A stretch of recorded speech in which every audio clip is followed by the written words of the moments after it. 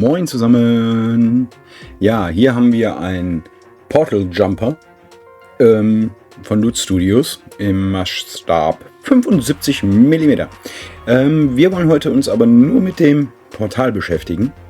Ich zeige euch mal, wie man simpel und einfach solche magischen, technischen Portale bemalt. Dafür brauchen wir als erstes die Drybrush Palette und Weiß. Und natürlich ein Schminkpinsel. Wir packen einfach etwas Weiß auf die Nasspalette, nehmen uns den Schminkpinsel, ruhig den mit den etwas längeren Haaren. Wenn ich ihn jetzt hier irgendwo finde. Ein bisschen mehr noch. Ich muss hier mal ein bisschen meine Tube sauber machen. Moment. So, da haben wir den Schminkpinsel. Und dann werden wir vorsichtig gleich, ich meine, ihr kennt es ja, Trockenbürsten ist ja relativ simpel, bisschen Farbe drauf und so gut wie es geht abtupfen. Wie gesagt, dafür habe ich hier diese schöne Korkplatte mit ein paar Plastikteilen und einfach von oben nach unten über das Portal. So, dadurch habt ihr jetzt natürlich die tieferen Stellen ein bisschen dunkler und die höheren ein bisschen heller. Aber es soll ja auch ein magisches Portal werden. Als nächstes nehmen wir uns Speed Paint und zwar Magic Blue. Wie gesagt, es ist eine schnelle Art, Portale zu machen, die aber trotzdem geil aussieht. Und am Ende zeige ich euch sogar noch einen Kniff, also schön dranbleiben. So, jetzt hauen wir das Ganze einfach mit Magic Blue erstmal schön voll. Und das sieht schon alleine schon gut aus. Also wer dann keinen Bock mehr auf Details hat oder so, zack, hat er mal eben ein Portal. Für zum Beispiel Dungeon Bowl von Warhammer, also von Blood Bowl, gibt es ja eine Dungeon Bowl Variante, da gibt es ja auch solche Portale. Oder für Hero Quest, da gibt es ja auch Portale. Ist das hier, finde ich, völlig ausreichend. Ist jetzt noch ein bisschen feucht. Lassen wir mal kurz trocknen. Wenn wir das während das trocknet, nehmen wir uns Runic Grey und damit mache ich hier unten schon mal die Steine. Ich mag das Runic Grey lieber, weil das so ein bisschen steiniger aussieht, finde ich, als einfach nur stumpf grau.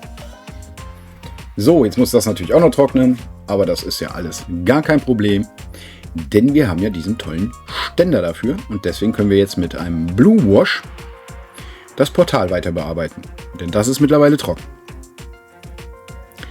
So, das Blue Wash nehme ich jetzt und packe das ebenfalls einmal drüber, damit das Ganze noch mal ein bisschen dunkler wird. Ihr könnt natürlich auch einfach nur die inneren Teile, also sprich das, was tiefer liegt, mit dem Blue Wash bemalen. Das funktioniert natürlich auch super. Dann habt ihr halt nach oben hin noch was Helleres. Aber ihr werdet auch gleich sehen, warum ich das nicht mache.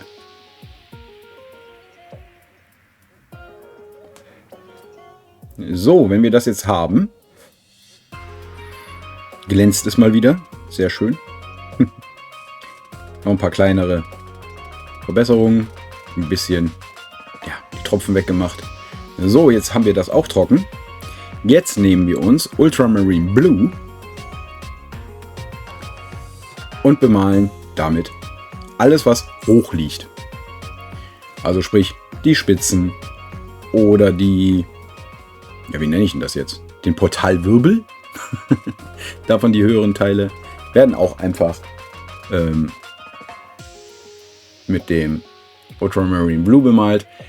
Ich war erst am Überlegen, ob ich das mit Ultramarine Blue einfach nochmal trocken bürste. Habe mich dann aber dagegen entschieden. Weil das so natürlich ein bisschen sauberer alles aussieht und ein bisschen verwaschener. So, wenn wir das jetzt haben. Hintere Seite muss ja auch noch. So, jetzt haben wir das und ihr seht schon. Oh, ein bisschen nah. Sieht so ein bisschen aus wie so ein Wasserportal, würde ich jetzt sagen. Oder so ein blaues Energieportal. Und jetzt kommt nämlich der Trick. Diese Farben hier. Da werde ich auch noch mal ein extra Video zu machen. Kam ich aber noch nicht zu. Die habe ich von Amazon Acryl Paint Glow and Neon. Zuerst dachte ich, das wäre so ein richtig helles Blau und es leuchtet dann im Dunkeln. Also es leuchtet auch im Dunkeln. Das ist das Coole dran. Zeige ich euch nachher noch ein paar Bilder. Und auch im Schwarzlicht und so. Kann man das super sehen. Und weil das so hell ist, wollte ich damit ganz vorsichtig die Spitzen machen. Und halt obendrauf. Also wirklich nur die oberste Linie quasi von diesen Wellen. Und dann, als es getrocknet ist, habe ich festgestellt,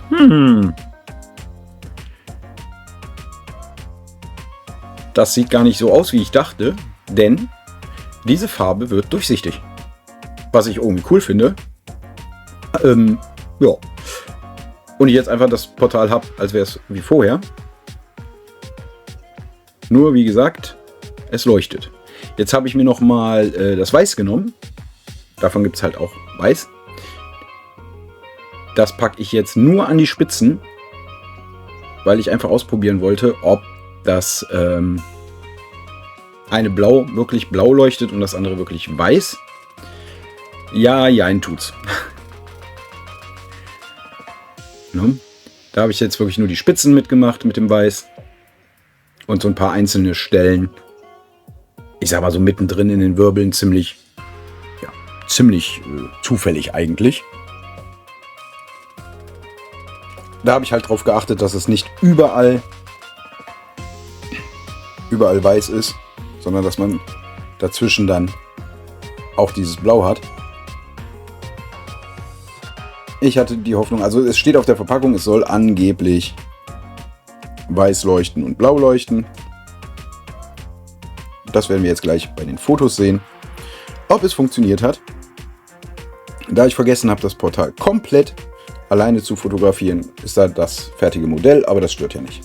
Also, viel Spaß bei den Fotos. Hier nun die versprochenen Fotos. Wenn euch solche Videos gefallen, gerne unten in die Kommentare. Sagt mir gerne Bescheid, wenn ihr lieber so Tutorial-Sachen haben möchtet oder so Rumexperimentier-Sachen. Und dann sehen wir uns beim nächsten Mal. Was auch immer ich male. Bye, bye.